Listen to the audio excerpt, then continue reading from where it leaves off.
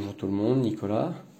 Donc aujourd'hui je vais vous faire la présentation d'une installation que j'ai faite en saillie, donc en apparent en cuivre.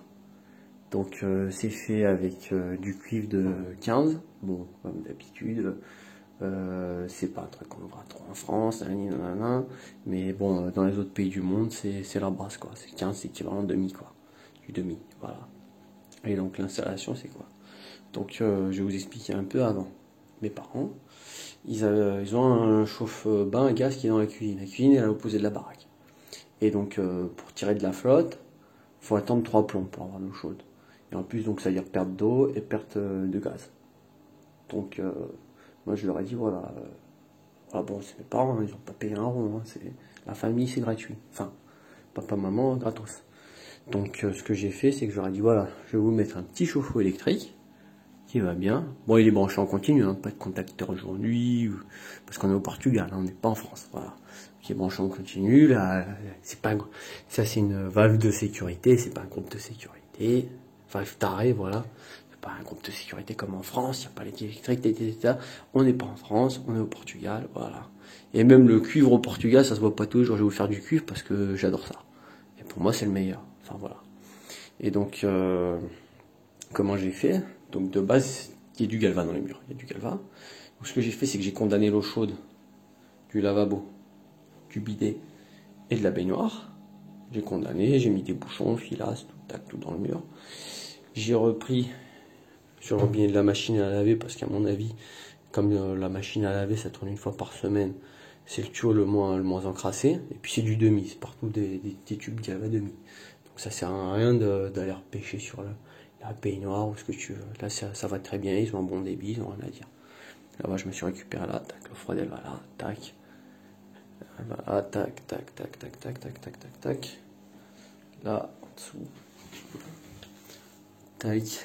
Un petit cuivre de 12 qui monte avec un GCU, tac. Alors, comment j'ai fait? Bah, cintrage. Et soudure à l'étain, parce que si on fait commence à faire de la soudure à la baguette, les soudures sont dégueulasses. En saillie, les soudures qui ne sont pas faites à l'étain, c'est une misère à nettoyer, et même ça se nettoie pas, hein, parce que je crois que c'est le phosphore si je dis pas de bêtises, mais enfin c'est une misère quoi. Donc l'idéal c'est que si vous faites du saillie, si vous faites de l'étain, et l'étain c'est très bien, faut arrêter d'écouter je sais pas qui, ah l'étain c'est de la merde, nanana. L'étain si c'est bien fait, c'est très bien, c'est fait partout dans le monde. Tout le monde utilise l'étain, à part en France, on est là chalumeau qui acétylène. L'étain, c'est très bien. Regardez comment c'est nickel. C'était soudé à l'étain. Vous voyez que c'est pourri? Non, c'est nickel. Et l'autre petit secret qui est très important, très très important, pour ne pas que ton cuivre il prenne une couleur dégueulasse, tu lui fous 3 couches de vernis. Tu prends un vernis mat, un vernis brillant. Un vernis mat c'est pas mal parce que ça fait un peu plus discret. Vernis brillant, tu vas te croire dans une boîte, bon je dirais pas le mot parce que je vais avoir des problèmes, enfin voilà. Mais j'ai rien contre personne, enfin voilà, c'est juste pour déconner. Tac, et aussi les raccords, vous allez déconner, mais c'est des raccords gaz. Parce que ici, le cuivre pour la plomberie, c'est à glande à la française. C'est faut des ronds quoi. Normalement, enfin si c'était pour un portugais, j'aurais fait ça en inox, hein. En inox, ou pire ils auraient fait en PPR. Si c'était un autre, ils auraient fait en PPR dégueu apparent. Enfin bref, voilà quoi. Donc c'est un petit chauffe-eau de 80 litres. Avec j'ai coupé parce que de base il fournissait des fixations métal dégueulasses, et donc j'ai fait scellement avec des grosses rondelles. Enfin ça a pas bougé, il y a 100 kg de poids, petit 80 litres, nickel. Et donc ouais, je sais, il va y en avoir plein qui vont me dire ouais, mais il n'y a pas le thermostatique, il n'y a pas l'électrique, il n'y a pas ça, il n'y a pas ci, il n'y a pas ça.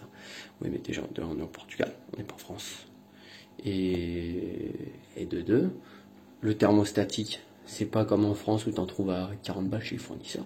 Ici, tu vas mettre 80 balles pour avoir un limiteur thermostatique. Tu veux t'acheter un groupe de sécu à la française, tout pimpant, 20 balles. Donc je suis déjà à 60 balles. Plus les électriques, je m'en sors pour le prix du chauffe-eau. Le chauffe-eau, il m'a coûté 80 balles. Hein. Ok. Donc, franchement, je m'en fous, même s'il me tient 50 trucs, je m'en fous, je le change. Je vais pas aller me casser le cul à mettre 1 milliard de trucs. Puis même là, la température elle est réglée assez au minimum. Hein. il doit avoir quoi, une eau à 45 degrés, un truc comme ça. Hein. C'est une douche de 5 minutes, c'est pas les gens qui fassent une baignoire, mais voilà quoi, ils prennent une douche, donc c'est très bien comme ça. Enfin, voilà quoi. Bon bah c'est tout pour moi. Je vous souhaite une bonne journée et à la prochaine. Allez, ciao.